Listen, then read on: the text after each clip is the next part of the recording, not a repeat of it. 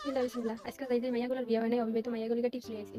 সবাই মনোযোগ দিয়ে টিপসগুলো শুনবা, শ্বশুরবাড়িতে যাই এপ্লাই করবা।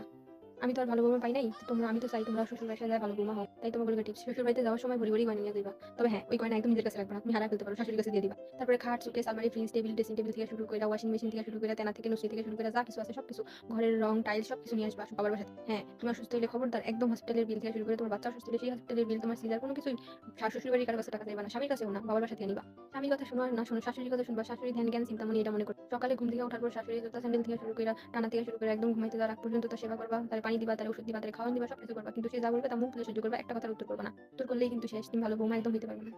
বিয়ার পরে মনে করবা শ্বশুর বাড়ির সবগুলো আপন, বাবার বাড়ি সবগুলো পর হয়ে গেছে। বাবার বাড়ি কাউরে আপন ভাববা না, এখন কি মায়েও না। শাশুড়ি সবসময় মা পাবা, যদিও শাশুড়ির কাছে তুমি মায়ের আদর পাইবা না, কিন্তু তারপরেও ভাববা। স্বামী বাইরে থেকে আসার পরে স্বামীর সাথে কোনো কথাবার্তা নাই, কোনো কিছু নাই, খালি খাইতে দিবা শেষ। তারপরে সে মায়ের কাছে থাকবে যতক্ষণ পর্যন্ত মা না ঘুমাইবে, ততক্ষণ পর্যন্ত তোমার কাছে যাইবে না। তুমি এই নিয়ে একটা কথা বলতে পারবা না। তোমার একটা দিন স্বামী ছুটি পেলেও স্বামী যদি বাইরে নিয়ে যেতে চায় একদম যাইবে না। আর যাইতে গেলেও শাশুড়ি নিয়ে যাইবা, যদিও সে যাইতে চাইবে না, তবে তারা না নিলেও তার 14 যে আছে সবাই নিয়ে যাইবা।